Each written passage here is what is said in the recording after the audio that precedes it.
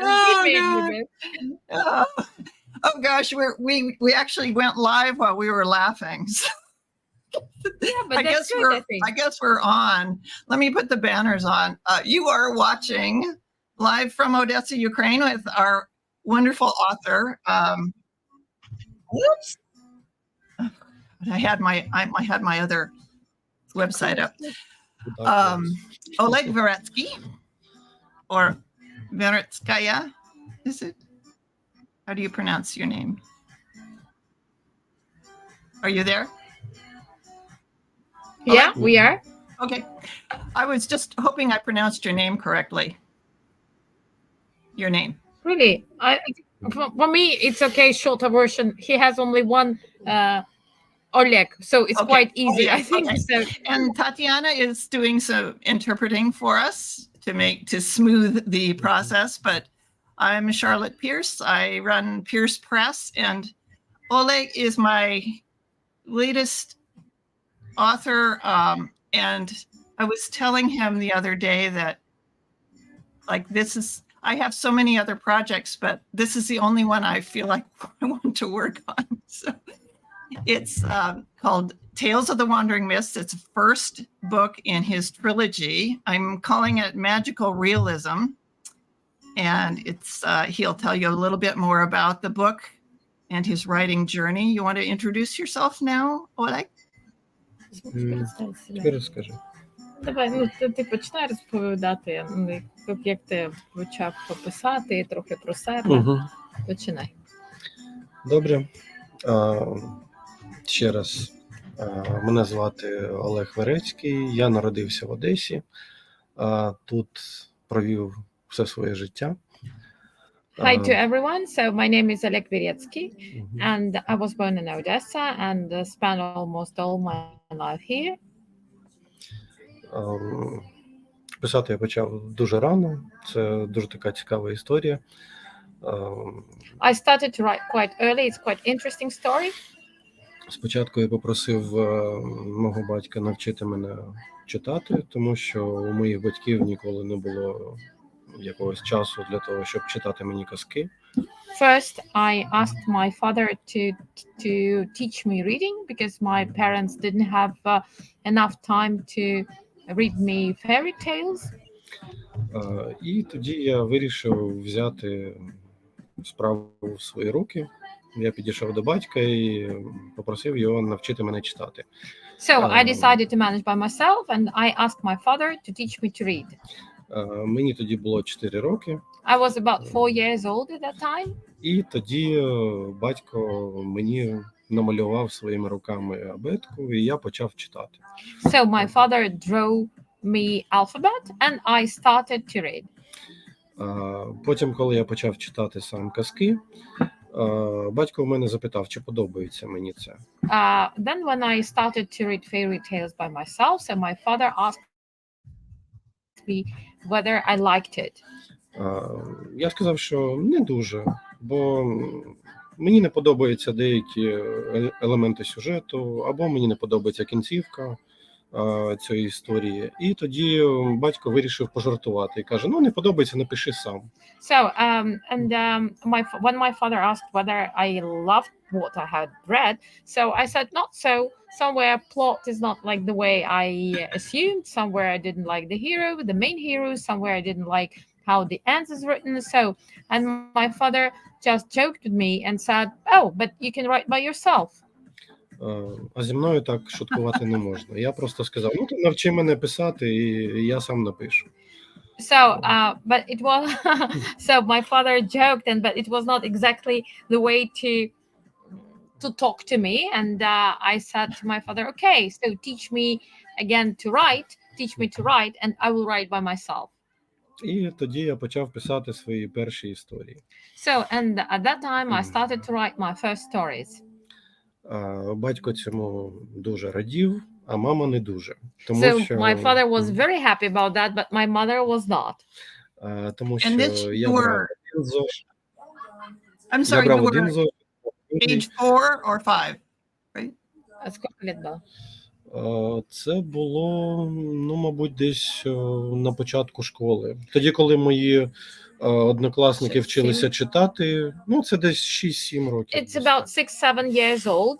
So he Okay. was just at the beginning of school. So when Мгм.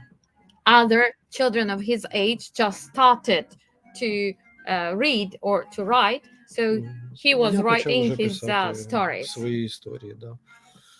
Чому? На жаль, Мама не була А? щаслива. Чому мама була нещаслива? це також така цікава історія. У нас не було багато грошей, і тому кожен зошит це була ціла історія, щоб купувати його. So we didn't have, let's say, a lot of money, or better to say, so we lived quite modest, and that's why my mother wasn't very happy, because every copybook, so every copybook, it was some money to spend, so that's why my mother wasn't very happy about my writing skills.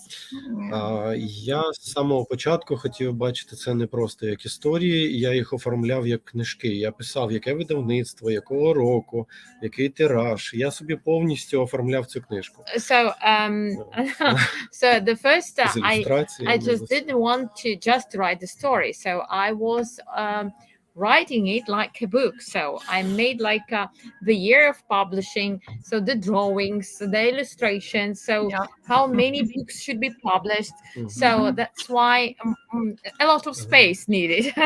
І Of тому course, кожна історія на 2-3 сторінки виливалася в просто використаний цілком зошит. So that's why every story which actually needed 2-3 pages, so all the copybook was spent, so because of illustrations, because of everything. От. Yeah. А потім у мене, коли вже мої однокласники почали так впевнено читати, вони вже почали читати мої історії. Це були мої перші читачі. So when my classmates were quite definite in their skills to read, so they started to read my stories, and they were my first. My classmates were my first readers. І наскільки я пам'ятаю, ці перші історії, вони були чимось схожі на твори Конан Дойля, які не про Шерлока Холмса. So as far as I remember, these first stories, they will look like, let's say, a bit of stories of Conan Doyle, but not about Sherlock Holmes. Now, did your Тобто це загублений teachers like your світ stories? та інші такого плану. Учителя любили, чи любили вчителі твої історії? Учителям подобалися мої історії тоді, коли я писав твори на олімпіадах, але учителям не подобалось, що я це робив під час уроків. So my teacher liked it when I sent my stories for competitions, for literature competitions, but they didn't like it when I spent my time on my lessons to write these stories. Я брав підручник, отак от ставив, щоб загородити себе від учителя, і писав. So I just took a study book, not to be seen by a teacher, so and was writing my stories. Yeah. От, якось так воно і пішло. Потім моя мама знаходила мої зошити і топила ними піч. Це були мої такі перші публікації, можна сказати, у вогні. So I need to translate. So then my mother, when she found my copybooks, and she was using it for heating. So, and Oleg is joking that my first my first stories were like in fire. Oh, can I Yes. ask you? One thing I did when I was growing up, I took a flashlight to bed and I would read under the covers of the blankets. So when you just did the same, yeah? Yeah, I did that. Yeah. Когда вона брала этот, господи, фонарик і читала під ковдрою. Да, така сама історія була. І у So мене, the same story was with Oleg? у мене були 3 пристрасті в дитинстві. Перша – це книги. Я був записаний одразу в 3 бібліотеки. тому що на руки не видавали стільки книжок, скільки мені потрібно було. So I had like in my childhood, if I can say so, that I had three passions. First, it was books, and I was a member of three libraries because for one library I can't take all needed books. So because it was limitation in quantity. Друга пристрасть – це був футбол. So Такий дворовий футбол. My second passion was football, so street football. І третє – це ми просто лазили по стінах, по дахах, по деревах і такі нагадували якісь таких ось мавп. So and the third passion, we were like monkeys because we were climbing trees, roofs. So just that's it. So trees, and so he was like monkey, small monkey. So do you continue writing through high school and into college, and was this kind of a... Я продовжував писати, мене нічого не могло зупинити. І на уроках праці я навчився робити друге дно у шухлядках мого стола. І там ховати зошити від мами. I have no idea how to translate it, okay, but I will try. So, and you know, something like when he was at high school, we all had that. We had lessons of like hand, you know, like when you do something by your hands, when the girls are taught how to cook and the boys are taught how to do something, you know, like craft, I would say so. So or cars, so and he learned how to make okay, you have a table, and when you need something to put into the table, how can we call this box? So a table. And when you just do like that and put it something like a box under the table. I forgot the name. I don't know. Let me just double check. Okay. Just yeah, I know. Like when my father taught me to read when I was 4 also. Desk drawer. So drawer, he needed, yes. Yeah, drawer. So he learned how to make, you know, the second bottom of desk drawer to hide his copybooks. Як у контрабандистів. So, like smugglers. No fair. Але потім десь я був у класі 9-му, мабуть, і у нас вдома був капітальний ремонт, і тоді мама знайшла мій тайник. So, and maybe I was something like in the 9th grade of high school, and my mother, and we had refurbishment at our apartment, and my mother found my secret place. І да, це було yeah, and it was still really not very pleasant moment. Тож я зміг писати і зберігати свої твори вже тоді, коли жив окремо від батьків. Тому що мама все одно намагалася знищити все, що вона бачила. So, and I started to, so I could keep my stories actually, and to write when I started to read separately from my parents, because before that my mother just tried, but maybe tried to destroy everything that she had seen. No. Yes, that's right. Yeah, that's great. So let me ask you, as you know, when you got out into professional life, and like, where did the idea for this trilogy come from? Did you read a lot of books of this type and then want to write your own, or did it come to you in a dream, or what was the start of this trilogy? Як з'явився початок? Ну, тобто ти багато читав книжок подібного напряму. Як з'явились ідеї для книжок? Саме для цієї трилогії чи взагалі для книжок? Я думаю, що, мабуть, про трилогію можемо взагалі сказати, можемо про це. Якщо казати взагалі про твори, if we talk generally about my stories, about my novels, вони можуть з'явитися просто Я не знаю, звідки вони беруться. So вони просто беруться. They just come into my head. So I don't know whether they, which way they come or how they come, but they just come to my head.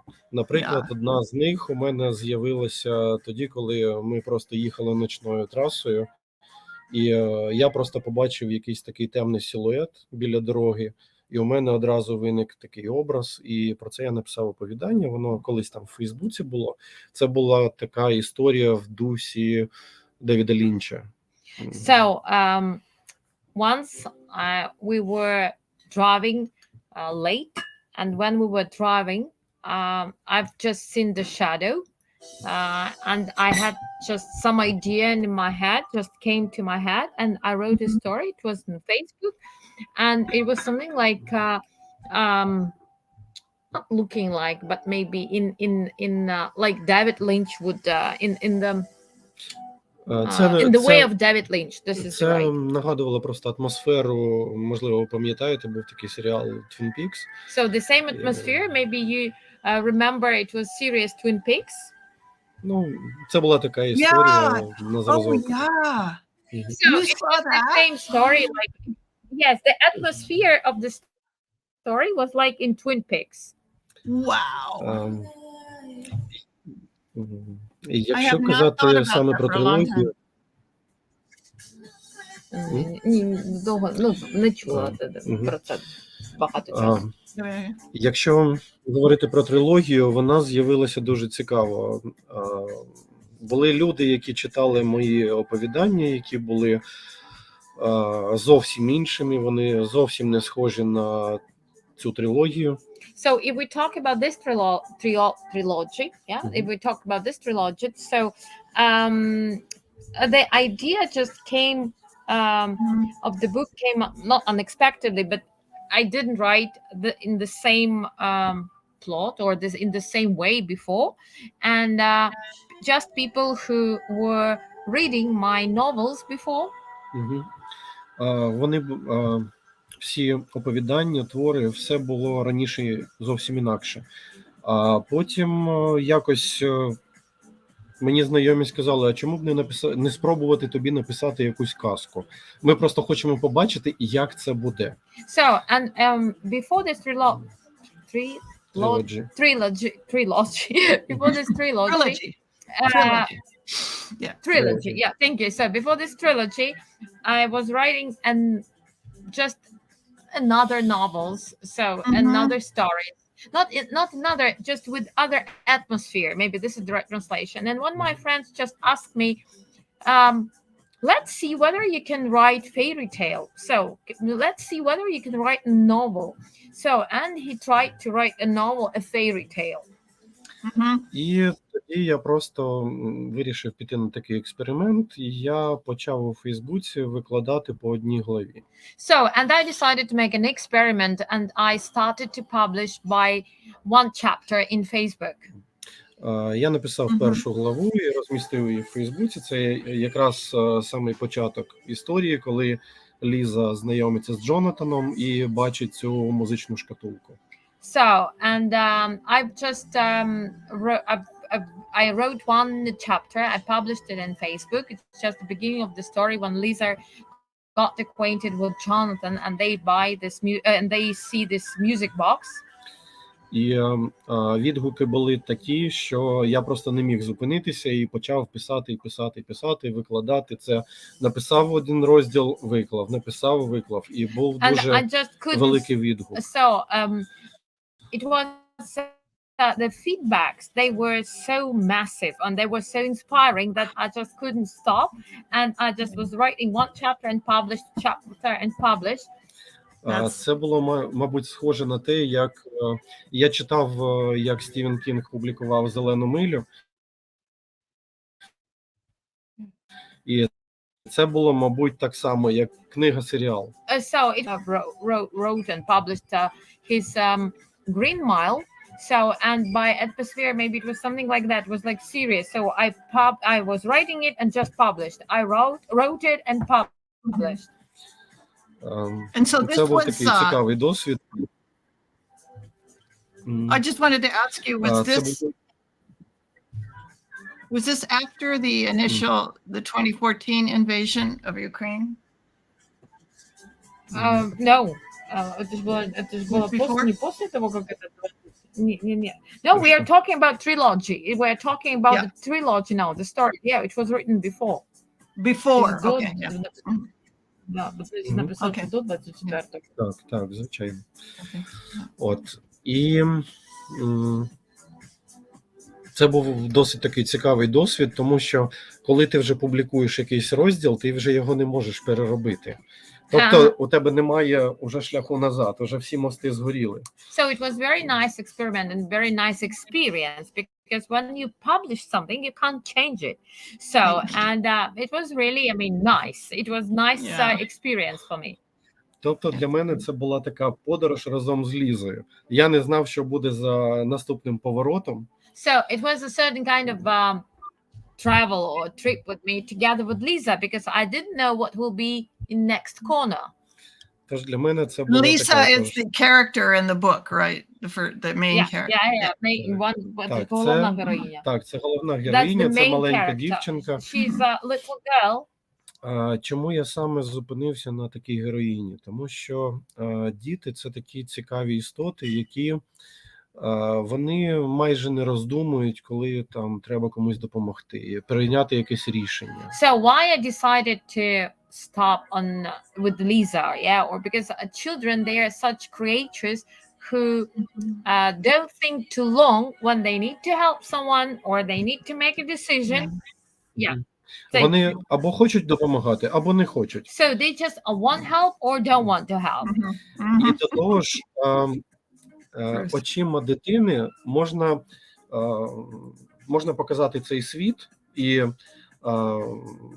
і дати якісь відповіді на якісь питання, які цікавлять дорослих, але дорослі чомусь чи бояться, чи, я не знаю, просто бояться поставити ці запитання. And also when you look at this world by eyes of child, so you can ask and answer the questions which sometimes grown-ups just are afraid to ask and maybe to meet the answers. Дорослі дуже бояться поставити якесь запитання, тому що вони бояться показатися якимось дурними, нерозумними. So grown-ups are usually afraid to ask some questions because they are afraid to look like a silly person or just not too much clever, smart. Діти не бояться нічого. Вони от що бачать, те й везуть. So children are not afraid, usually not afraid of anything. So they say what they see and what they think. Тут є питання якесь у Лізет. Це Це для якого віку? Дякую за запитання, Лізет. Lisa, thank you for your question. Стосовно віку, це я можу сказати, як це було у Фейсбуці. Для мене це також був як зріз аудиторії. So as for French, I can tell you what it was in Facebook. For me, it was also a question. So I was also trying to understand who is reading this book. Це можна сказати, Фейсбук був такою контрольною групою. Да? So we can say that Facebook was certain kind of focus group. Focus group. І я просто бачив, що більшість читачів починало з того, що вони читали дітям. І це було дуже цікаво для дітей, починаючи десь з 8 років. So what I've noticed that my readers, they started to read their children starting from the age 8. Але ж в цій трилогії піднімаються такі питання, і там дуже багато різних рівнів сенсів, які я закладав туди. So, but in this trilogy, we raise many questions which have, different levels of answers and different levels of senses. Тому ця книга, вона, така, як можна розглядати якимись рівнями, да? Тобто це буде цікаво як для дітей, для підлітків, для дорослих, для бабусь, дідусів. Просто читали всі, і від кожної цієї цільової групи я отримував різні відгуки. So we can say that this book will be interesting for children, for teenagers, for just I mean, Yeah. grown ups, even just Uh-huh. a bit people maybe a bit of elegant age as well. So because Yeah. you can find many senses. So Mhm. every age can Yeah. find their own answers and questions in these books. In this book. Yeah, I know. I just wanted to mention that, we have in the book marketing, they want you to tell them what age range it's for or what genre, what category or theme. And it's like, people are saying, is this a young adult book? And, I consider myself a young adult. So, Yes, yes. but lots of adults, of all ages read young adult books. It's just like this industry requires you to like specify, and it's not always fair to do that. Шерлок пояснює, каже, що 50 years of сам маркетинг, книжковий маркетинг, він є вимога щодо на який вік це написано. Але вона каже, що я почуваю себе як молодий дорослий, і тому і взагалі це несправедливо ділити людей на там дорослий чи дорослий, але є маркетинг, який має певні 34. Скажи, що ми можемо вполне рекомендувати. She says, Lisette said 50 is the new 30, and I said, what is 67? Дуже цікаво, що 50 is new 30, yeah, exactly, I agree. Yeah, I absolutely agree. Anyway, so let's, we're about at 1:30. I just wanted to kind of, transition a little bit into what you kind of suspended your career to support the resistance or as a volunteer. Do you want to talk a little bit about that and how you work your writing into that new reality?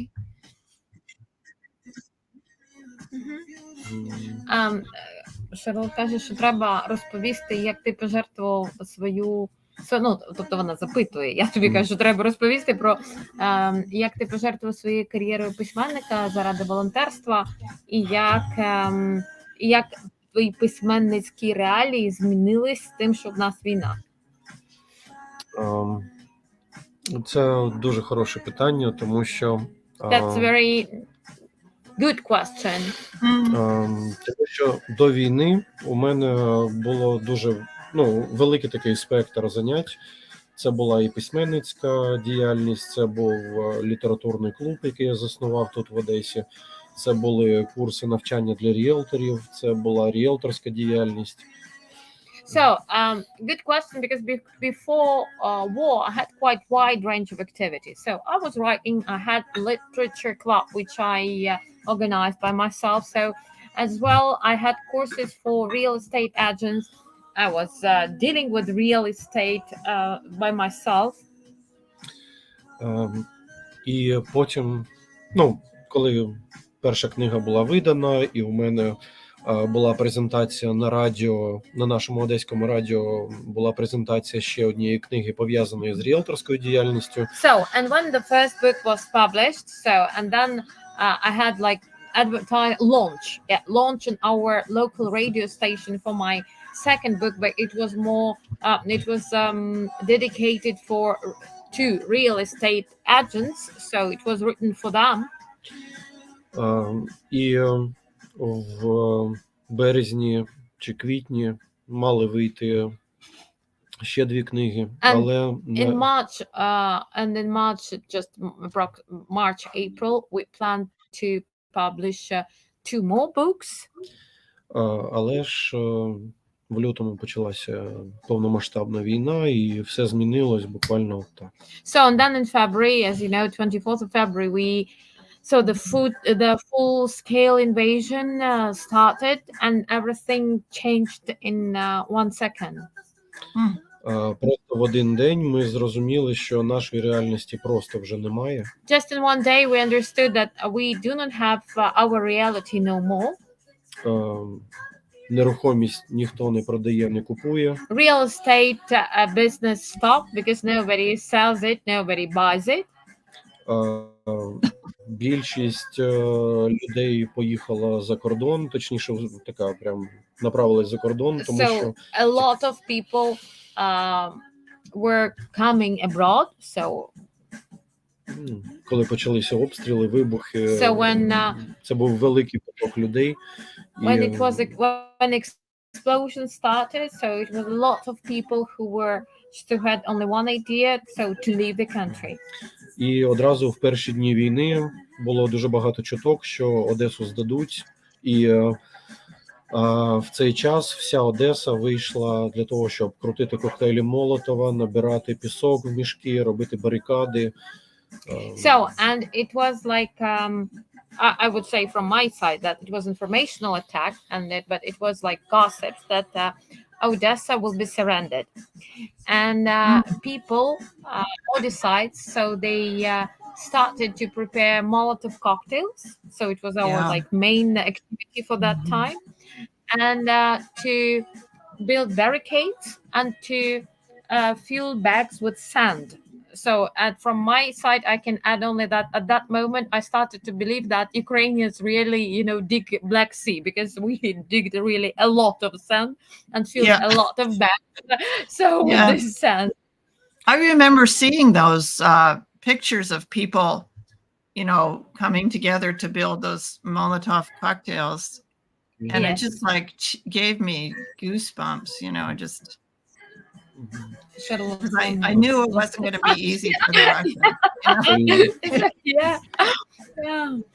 You didn't want to. І тоді просто я зупинився на якийсь момент і примусив себе подумати, де від мене буде максимальна користь. So, and at that, I just stopped and I asked myself where I will be useful the most. Тому що, я можу набирати пісок на пляжі. So, yes, I can fill bags with sand on the beach. Я можу крутити коктейлі. So, yes, I can make cocktails. We know all profi, in Molotov cocktails, we are all good. Yes, yeah, we are all good barmen, only for one cocktail. We are all good barmen, only for good cocktail. If I need one, I'll ask you to... Yes, but believe me, we all know receipts, so just in case. Але ж дуже багато людей могли цим займатися. У мене були навички трошки інші. But I understood that a lot of people can do that. So I had quite another skills. І я зрозумів, що я можу задіяти свої якісь зв'язки, які були у мене до війни. Це були зв'язки по театральній діяльності. So, connection is done. Yeah, we continue. Yes, I translate because I see that Lisa... I don't know what she's... Okay. If anybody can't hear us, let us know. Yeah, and Oleg just said that when I stopped and I started to analyze my skills, so I understood that I have a lot of connections. So my network is very wide, including some connection in theater circles. Так, я тоді задіяв зовсім різних людей для того, щоб організувати якусь допомогу для нашої армії, яка була не готова до зустрічі з таким ворогом. So, and I just I involved people, different people, to organize help for, first of all, for our army, who definitely was not ready to meet such an enemy. І кожен із нас намагався хоч щось зробити, і хоч чимось допомогти нашій армії та територіальній обороні. And everybody tried to do at least something to help our army and territorial defense. І тоді я приєднався спочатку до однієї організації волонтерської, потім до іншої. Але я не затримався ні в одній, ні в іншій, тому що у мене виникло дуже багато питань щодо прозорості діяльності. So then I just tried to be the part one volunteer organization than the other, but I didn't cooperate with them for a long time because I had many questions as for the transparency of their activity. Yeah. Mhm. І тоді я знайшов ще одну волонтерську організацію. До того просто можу такий приклад навести. Да?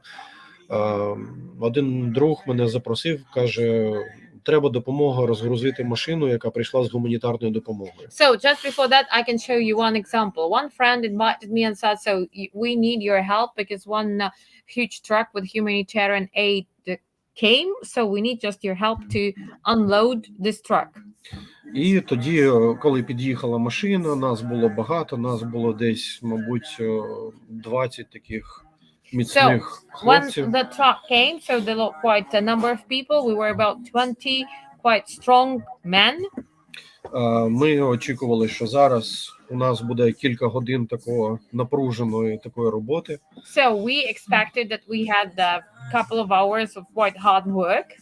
Але коли підійшла машина і відкрились дверцята, там було лише кілька коробок.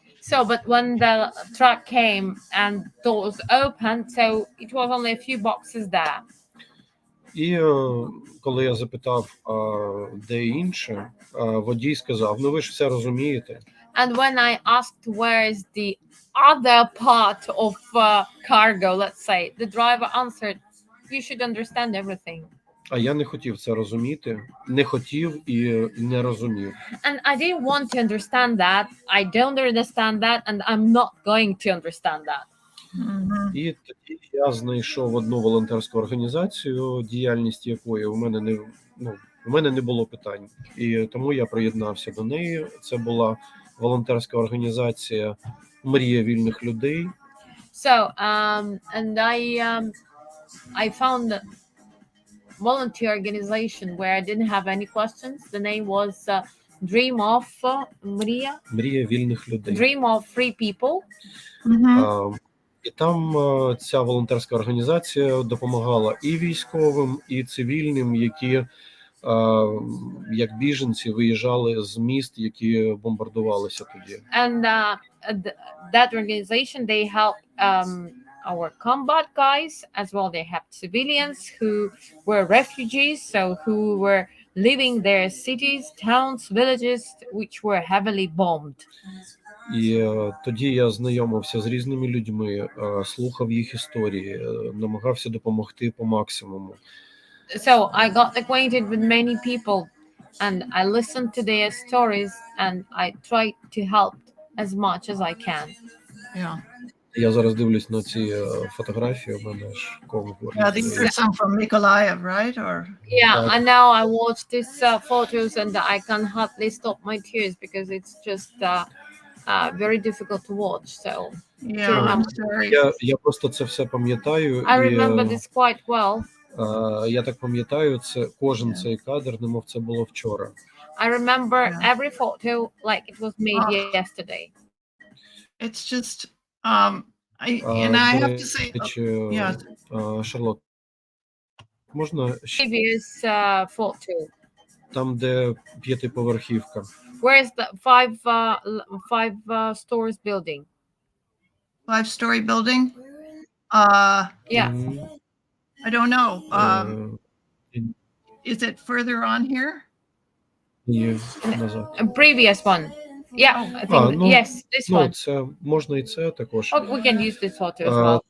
Це був момент, коли ми розгружали воду в Миколаєві, і поряд з нами, буквально через декілька вулиць, був прильот. So it was a moment when we were unloading. We were unloading a truck with water for Mykolaiv, and just це трошки інше. Також це був будинок, там, де був прильот, але ж там був приліт шахеда прямо всередину дому. So it was quite, it's just another photo, but this one also describes that. So we were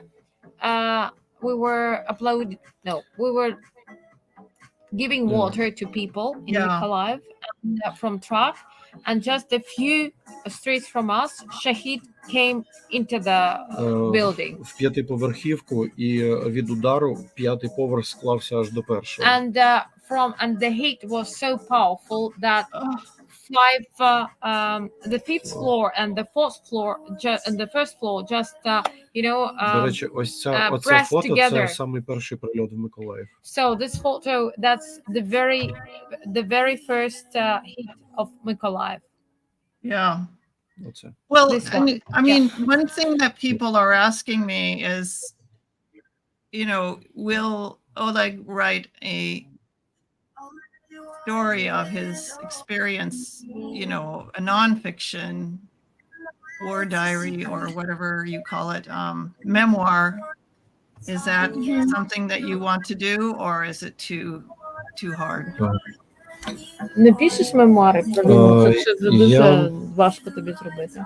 Ні, бо це, можливо, це буде такою своєрідною терапією, тому я почав писати чернетки ще тоді, коли вперше в Твіттері опублікував маленький кусочок. So I guess I assume that it will be a certain kind like therapy for me, because I started to make some notes, some drafts, my future book. So because just even he published on Twitter some small piece of it. І я тоді не розумів, чи буде це цікаво комусь, тому що про війну, про цю війну вже дуже багато публікацій в Твіттері, і мені здавалося, що, можливо, люди вже втомилися від цього. And I wasn't sure and actually didn't understand whether it would be someone interested in that, because there are a lot of publications about war in Ukraine in Twitter.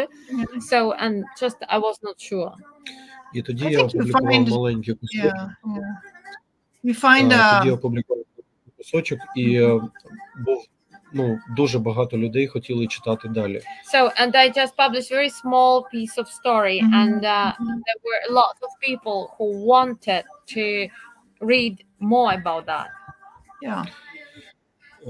Lizette is right. These I think there are many stories to be told, and I think you find the message that you want to give, and you will have a unique perspective on that experience. So я розумію, що Шарлот каже, що буде цікаво, тому що в тебе є унікальний досвід у цьому, тому що я дуже погано. Я хочу, щоб це було навіть, щоб ця книга була, це не історія про війну, а історія про просту людину, яка була до війни далекою від війни, і просто як шлях цієї однієї людини. So I just when I'm thinking about this book, it will be not about just about war. It will be about the way, about just experience of common person who had no idea about what the war is before invasion, and about what kind of experiences he got during the war. and the collective, the collective, the people coming together, So, and I also call it like I will write a certain kind of instruction how to survive. Good. Well, I would like to acknowledge some people, and I want you to add to this list. I'd like to acknowledge our Kickstarter backers who helped us finance the translation and production costs for this first book in Tales of the Wandering Mists. We raised $9,000 in record time. You guys are just amazing. I was so blown away. And like all your friends came through, and so many people. We will acknowledge them one by one in other platforms, but Tatiana, you are one of them. One of the people we are grateful for. Yeah. Or I get your interpreter today. Right. And let's see, we have the NAFO. Is it NAFO or NAFO? NAFO. No, we call it NAFO. Odesa Squad. So this is the hashtag you use for your Twitter posts and other places. We are grateful to Sean and Amelie, who are just tireless fundraisers and creators, and Amelie does these bracelets, which we and we have some of them for our Kickstarter backers. The Kickstarter campaign goes till tomorrow. We already raised our goal for the production, but if you still want to contribute, you're more than welcome to, and we'll reserve those funds for additional translations, because Oleg has a big fan base in Japan, and they want to. Oh, let me stop. So just give me a second. I will just tell him just briefly. Just give me a second. So, okay. Вона хоче, як виділити, да, поблагодарити, я не пам'ятаю, я буду українською мовою, людей, які допомогли за рекордні сроки, да, терміни, зібрати такі кошти. Вона далі каже, що завтра ще буде продовжувати ця кампанія, але це все піде на вже, тобто основна ціль вже досягнута, і все інше воно піде на переклад на інші мови. Are we caught up? Yeah.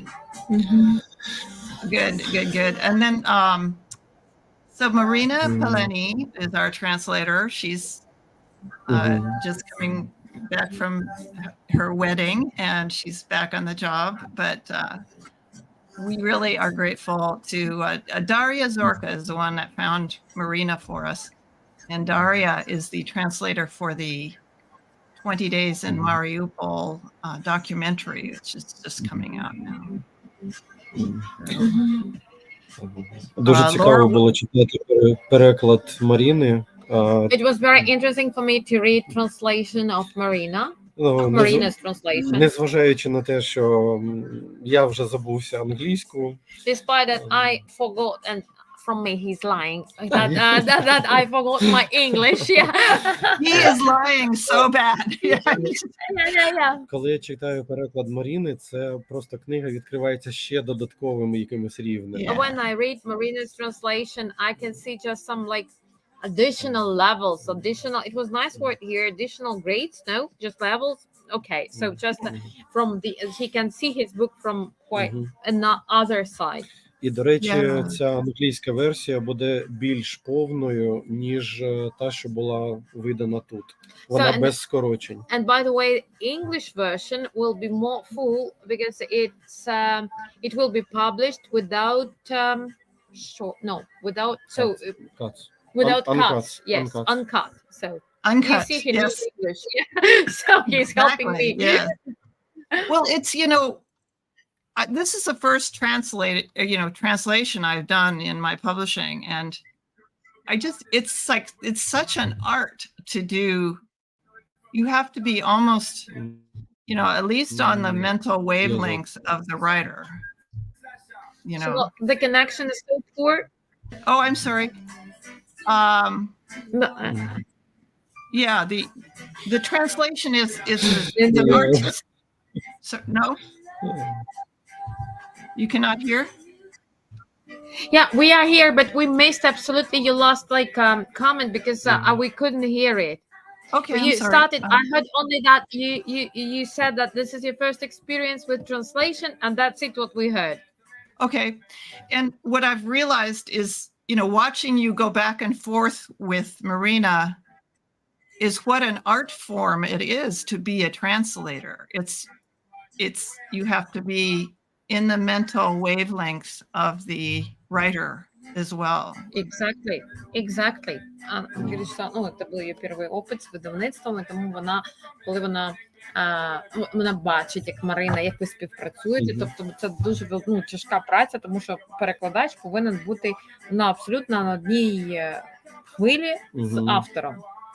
І тоді, коли ми познайомилися з Маріною, ми переписувались, ми потім телефонували. When we got acquainted with Marina, we were chatting, we were corresponding, so we were calling each other. Це було круто. Коли ми тільки почали говорити, я вже зрозумів, що Маріна точно знає, про що йдеться, як це зробити. it was really cool because when we just started to talk, I was definitely sure that Marina knows how to do that. І це було круто. And it was really It cool. was so fortunate to find her.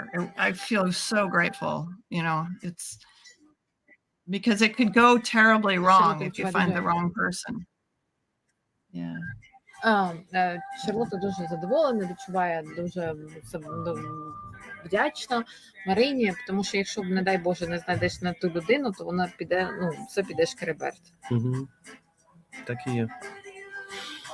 And do you, so you've written the second book already, and you've outlined the third book, is that correct, in the trilogy?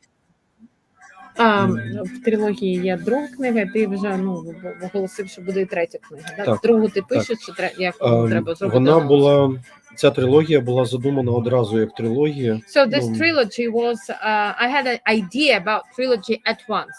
So just that I will have the second and the third book. Yeah. Це ще одна цікава історія. That's also a very interesting story. Коли я публікував першу частину у Фейсбуці, я вже розумів, що у мене є ще дві ідеї, які перев'язані між собою. Це повністю автономні історії, але вони перев'язані і являються частиною більшого сюжету.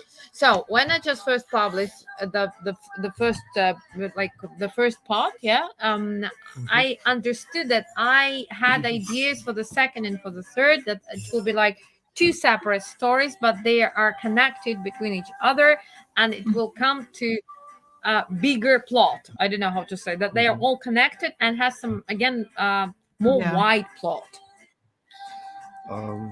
Wider plot, by the way. Друга частина також написана, і зараз я співпрацюю з моїм ілюстратором, яка ілюструвала першу книгу. So the second part is that has already been written, and now I'm working with my illustrator just to make illustration. It's the same illustrator who made illustrations for the first book. Yeah. І вже більшість ілюстрацій готові, тепер залишилось зовсім небагато. So the bigger part of work has been done, so just that we have a few illustrations to do. Yeah. І я дуже радий, що Наталія, це ілюстратор моя, я дуже радий, що вона також зрозуміла і відчула, що друга книга відрізняється від першої. Вона And I'm very happy that Natalia, our illustrator, that she felt that the second book differs from the first book.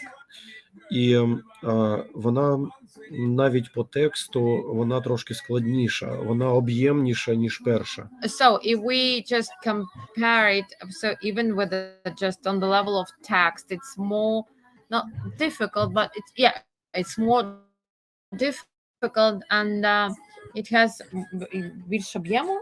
Більш об'ємна. Вона трошки об'ємніша ніж перша. And it's just it's bigger. It's yes, in the number of pages, it's bigger than the first one. Так, це ілюстрація першої книги. So this is the illustration. It was the illustration for the I first. just have to say, вони такі, вони мені дуже хотілося, щоб це були такі ілюстрації, які можна розглядати довго через те, що у них дуже багато дрібних деталей. So my idea was I wanted to make such illustrations because I wanted the people to look at them carefully and long, just because they have many details to look at.